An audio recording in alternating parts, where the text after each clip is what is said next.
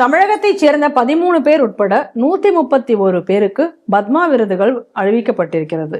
கலை, அறிவியல், சமூக சேவை, மருத்துவம், இலக்கியம், விளையாட்டு போன்ற துறைகளில் உள்ள நிபுணர்களுக்கு இந்த விருதுகள் என்பது வழங்கப்பட்டிருக்கிறது.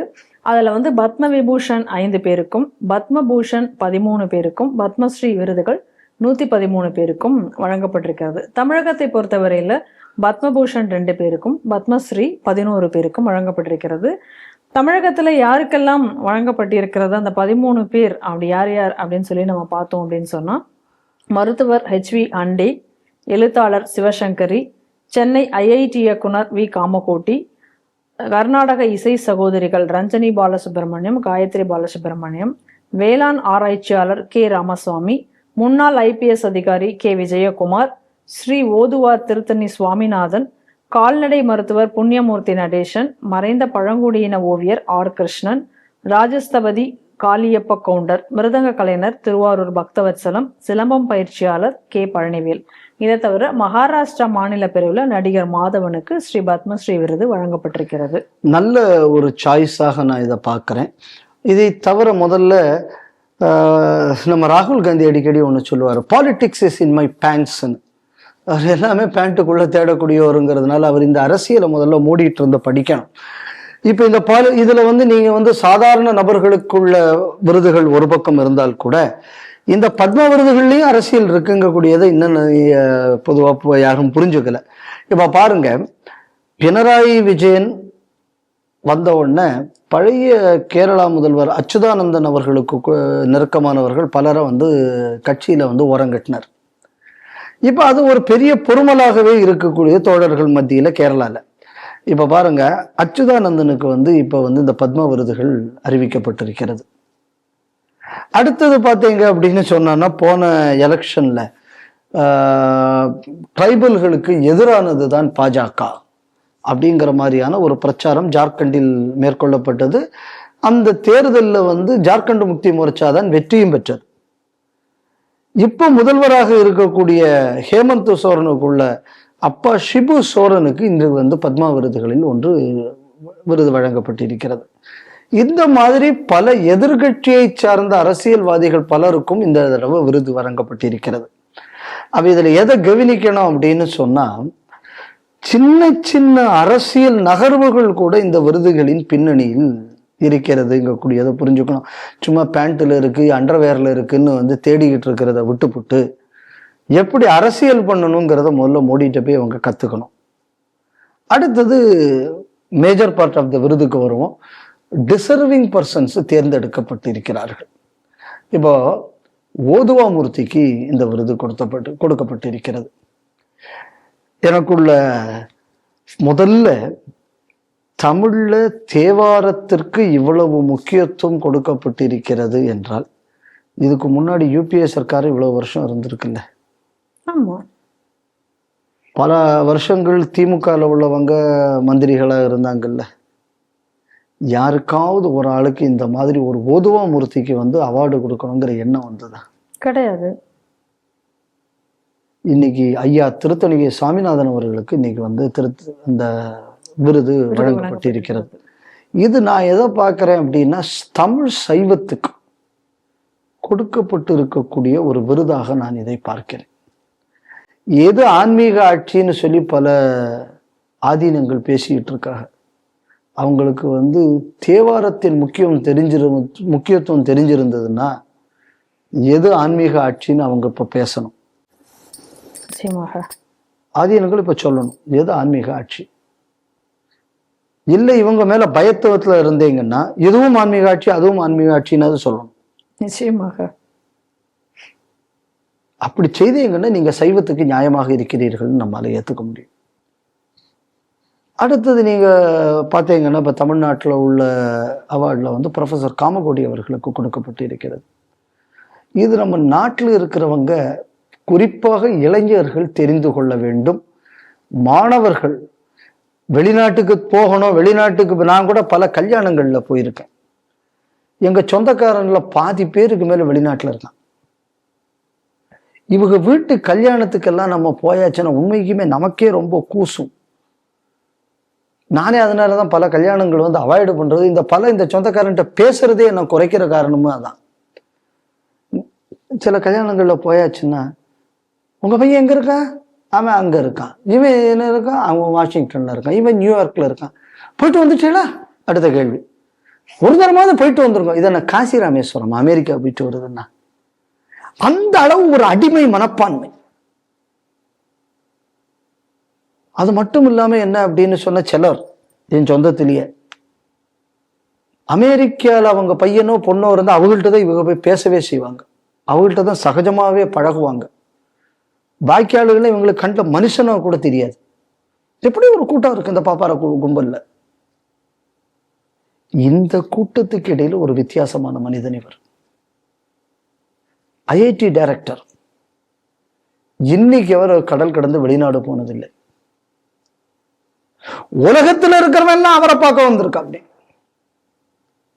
அவ அப்பா ஒரு பெரிய சம்ஸ்கிருத பண்டிதர், ப்ரொஃபசர் வீழிநாதன் அவர் பேரு.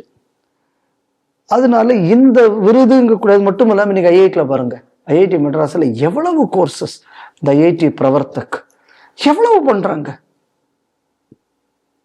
அப்ப இது எல்லாம் அந்த புதுசா இன்ட்ரடியூஸ் பண்ணது மட்டும் இல்லாமல், அது மட்டும் இல்லாம இன்னொரு விஷயம் சொல்றேன், ஐஐடிஸ்ல எம்புட்டு தற்கொலைகள் நடக்கிறது தெரியுமா அப்படின்னு ஐஐடியை கேவலப்படுத்துறதுக்குன்னே கொஞ்சம் பேர் போஸ்ட் போட்டுக்கிட்டு இருக்காங்க. ஆமா, அதுல ஒரு தற்கொலை கூட நடக்காத ஐஐடிங்கிறது நம்ம ஐஐடி மெட்ராஸ். அப்ப எந்த அளவுக்கு வந்து ஒரு ஆளுமை உள்ள மனிதராகவும் அவர் இருக்கிறார் அதை பார்க்கணும். உலகம் இன்று அவரை தேடி வருகிறது. நீங்க உலகத்துல போய் பணத்துக்காக வேண்டி நீங்க போய் போக வேண்டிய அவசியம் இல்லை. நான் வெளிநாட்டுக்கு போனா தான் எனக்கு மரியாதைன்னு இல்லை, மரியாதை என்னை தேடி வரும். நான் உண்மையான அறிவாளியாக இருந்தால், நான் ஒரு தேசபக்தனாக இருந்தால் என்னை தேடி மரியாதை வரும் என்பதை அடையாளப்படுத்தியவர் திரு காமகோடி அவர்கள். அப்புறம் அவர் வந்து நம்ம தேசிய பாதுகாப்பு ஆலோசனை குழுவில் உறுப்பினராக இருக்காரு. ஸோ அது மட்டும் இல்லாமல் கம்ப்யூட்டர் பேக்ரவுண்ட் அவருக்கு, சைபர் செக்யூரிட்டியில் அவர் ஒரு நிபுணத்துவம் வாய்ந்தவர். இந்த மாதிரி ஒருத்தருக்கு அதனால நான் இந்த இடத்துல எதை பார்க்குறேன் அப்படின்னு சொன்னா, ஒரு அத்தருக்கு நம்ம ஒரு விருதை கொடுப்பதனால் நாம் எப்படி வாழ்ந்து காட்ட வேண்டும் அப்படின்னு ஒருத்தர் வாழக்கூடியவருக்கு இந்த விருது கொடுக்கப்பட்டிருக்கிறது. ஆனா எத்தனை பேர் காமகோடி அவர்களுக்கு இந்த ஒரு ஆங்கிளை வந்து எவ்வளவு பேர் அதை வந்து பிரசன்ட் பண்ணியிருக்காங்கன்னு எனக்கு தெரியல. நீ ஒரு தேசபக்தனாக, நீ ஒரு தர்மத்தின் மீது நம்பிக்கை உள்ளவனாக, நீ ஒரு உழைப்பாளியாக, நீ ஒரு புத்திசாலியாக இருந்தால் உலகம் உன்னை வணங்கும். நீ உலகத்துக்கு பின்னாடி ஓட வேண்டிய அவசியம் இல்லை. எதற்காக அந்த விருது வழங்கப்பட்டிருக்கிறது? முதல்ல அரசியல் ஒரு ஆங்கிள், இன்னொரு பக்கம் இந்த மாதிரியான ஒரு ஆங்கிள். அடுத்தது நம்ம பார்த்தோம் அப்படின்னா சிலம்பம், நம் நாட்டு கலை, இதற்கு இந்த விருது கொடுக்கப்பட்டிருக்கிறது. பக்தவத்சலம் மிருதங்கம் விருது வழங்கப்பட்டிருக்கிறது. ரஞ்சனி காயத்ரி நமக்கு எல்லாரும் தெரியும், பாப்புலர் சிங்கர்ஸ் நமக்கு தெரியும். அதே மாதிரி ஸ்தபதி அவருக்கு அந்த விருது வழங்கப்பட்டிருக்கிறது. அப்ப இதெல்லாம் பார்த்தாச்சுன்னா நம்ம நாட்டுல நேட்டிவா இருக்கக்கூடிய பல கலைகளுக்கு இந்த அங்கீகாரம் என்பது கொடுக்கப்பட்டிருக்கிறது. அப்போ பாரத பண்பாட்டையும் இந்த பத்மா விருதுகள் வந்து வெளிச்சம் போட்டு முக்கியத்துவத்தையும் இது என்ன என்பதை காட்டியிருக்கிறது. இதோடு இன்னொரு பரிணாமமாக நான் பார்க்கிறேன். மாதவன் தமிழ் பேசக்கூடிய மனுஷன், ஆனால் அவருக்கு வந்து மகாராஷ்டிராவிலிருந்து இந்த விருதுக்கு ரெக்கமெண்ட் பண்ணியிருக்காங்க. ஏன்னா அவர் நிறைய ஹிந்தி சினிமாலாம் நடிச்சிருக்காரு. ரெண்டாவது இன்னும் சொல்ல போயாச்சுன்னா அவர் இந்த சினிமா துறையில், இப்போ சினிமா துறையில் ஒரு ஆள் வந்து பாப்புலராக இருக்கணும்னா மனசாட்சியை கொன்று விட்டு அவர் வந்து திராவிடம் பேசணும் இல்லையா, போலி திராவிடம். அப்படியெல்லாம் பேசாமல் அவர் இருக்கார். ஆனால் ஒரு வெரி டேலண்டட் ஆர்டிஸ்ட். ஆனால் அவருக்கு மகாராஷ்டிரா மாநிலம் கொடுத்திருக்கிறது. அப்ப நம்ம எதை புரிஞ்சுக்கணும் அப்படின்னா, அங்க இருப்பது பாரதிய ஜனதா கட்சியின் அரசாங்கம், லோக்கலா இருக்கக்கூடியது. பட் எதுக்கும் லோக்கல் அரசாங்கத்துக்கு சம்மந்தம் இல்லை.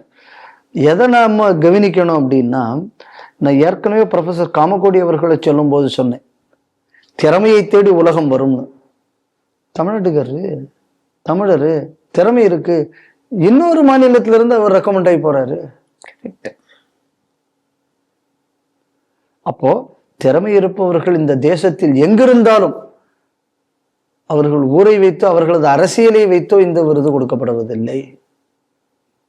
அதே நேரத்துல வேற கட்சிகளை பொறுத்தளவில் இந்த அரசியல் என்பது பார்க்கப்பட்டிருக்கிறது. அதனால இதை எதை பார்க்கணும் அப்படின்னா, இதுல இருக்கு ராஜதந்திரம் இருக்கு, இதுல சுதேசியம் இருக்கு, இதுல இந்த நாட்டின் பண்பாடு கலந்திருக்கிறது, இதில் சாதாரண மனிதரும் இந்த நாட்டின் கலைகளும் வளர்ப்பதற்கான இன்கிரீடியன்ட் இருக்கு. இதை தவிர பல மருத்துவர்களுக்கு கொடுத்துருக்காங்க, இந்த மாதிரி வெவ்வேறு ஃபீல்டில் கொடுத்துருக்காங்க. பெண்கள் கிரிக்கெட்டர்ஸுக்கு கொடுத்துருக்காங்க, ரோஹித் சர்மா கொடுத்துருக்காங்க. இன்னும் இதெல்லாம் பொதுவாக கொடுக்க முடியாது, நம்ம அதை நான் தனியாக நம்ம எடுத்து சொல்ல வேண்டியதில்லை. ஆனால் இந்த மாதிரியான ஒரு விருது கொடுக்கறதுல கூட ஒரு காமனான சில ஆட்களை பார்த்து இதை கொடுக்கப்பட்டு இந்த மாதிரி விருதுகள் கொடுக்கப்பட்டிருக்கு. அதே மாதிரி இந்த ராமசுவாமி அவர்கள் அக்ரி அதுல கொடுத்திருக்காரு.